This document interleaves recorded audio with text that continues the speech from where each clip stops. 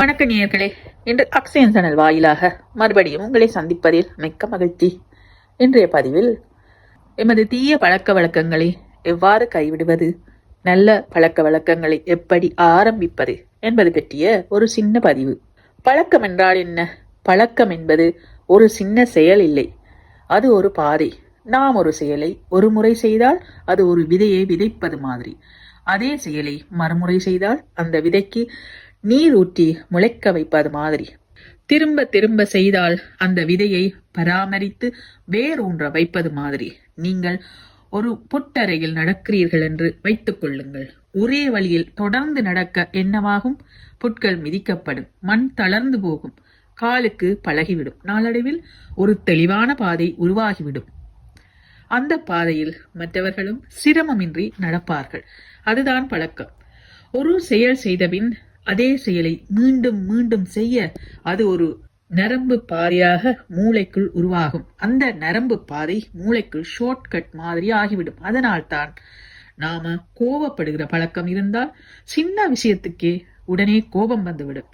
தள்ளி போடுகிற பழக்கம் இருந்தால் நாளைக்கு பார்த்துக்கலாம் என்று போய்விடுகிறோம். இது நாம் பழகிய பாதை. அப்போ ஒரு புதிய பாதையை, புதிய பழக்க வழக்கத்தை உருவாக்க முயற்சி செய்யும் போது என்னவாகும்? பழகிய பழைய பாதையை விட்டுவிட்டு ஒரு புதிய பாதையை தேடும் போது ஆரம்பத்தில் ரொம்ப சிரமமாகத்தான் இருக்கும். இது தேவையா என தோணும். அந்த டிஸ்கம்ஃபர்ட் தான் என்னால் முடியவில்லை என நினைக்க வைக்குது. ஆனால் நீங்கள் ஒரு புதிய பாதையை தேடுகிறீர்கள். அது ஆரம்பத்தில் இலகுவாக இருக்காது. மனம் ஒரு களிமண் மாதிரி. அதை எப்படி நாங்கள் வடிவமைத்துக் கொள்கிறோமோ அந்த உருவமை எமக்கு கிடைக்கும். பழக்கத்தை மாற்றுவது கஷ்டமாக தெரிகிறது. மெதுவாக பொறுமையாக போக வேண்டும். ஒரே நாளில் காடு மாறாது. ஒவ்வொரு நாளும் ஒரு புதிய அடியை வைத்தால் ஒரு நாள் அந்த புதிய பாதையே ரொம்ப ஈஸியாக மாறும். அப்போ நினைப்போம், இது ஏன் நான் முன்னாலேயே செய்யவில்லை என்று. அந்த நாள் வரை முயற்சி செய்வோம். மனம் ஒரு காட்டுக்குதிரை. அதை மெதுவாகத்தான் கையாள வேண்டும். இயந்திரம் கிடையாது. சுவிட்ச் ஆன் பண்ணி மாறி மாறி வேலை நடக்க அது ஒரு உயிருள்ள சக்தி. பயமும் பழக்கமும் பாதுகாப்பும் அதுக்குள்ள ஆழமாக பதிந்திருக்கும். ஒரு நாள் பயங்கர மோட்டிவேஷன். இன்றைக்கு வாழ்க்கையே மாறப்போகுது. அடுத்த நாள் தரமான ரூல்ஸ். அதற்கு அடுத்த நாள் என்ன வந்தாலும் இதை செய்தே தீர வேண்டும். 4வது நாள் உடல் சோர்ந்து மனம் சலித்து போகுது. மோட்டிவேஷன் பிரஷராக மாறுகிறது.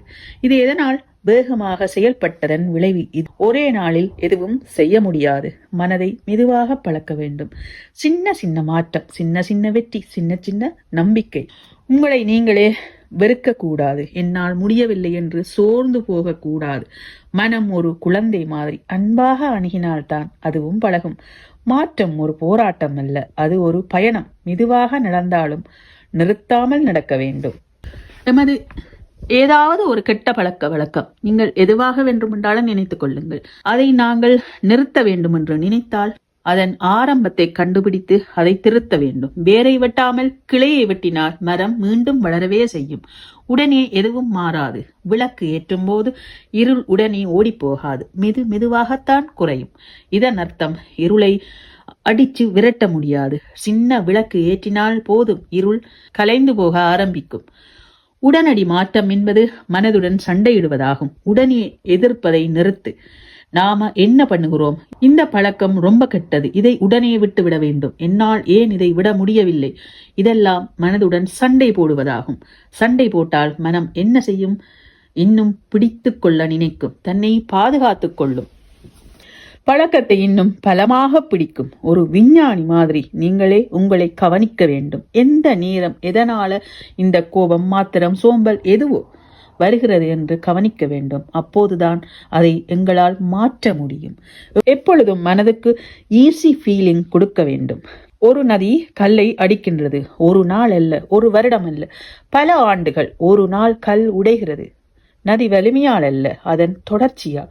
எந்த வேலை செய்தாலும் நாம் தொடர்ச்சியாக செய்தால்தான் அதில் ஒரு பலன் நமக்கு கிடைக்கும். அதே மாதிரி தான் பழக்கமும்.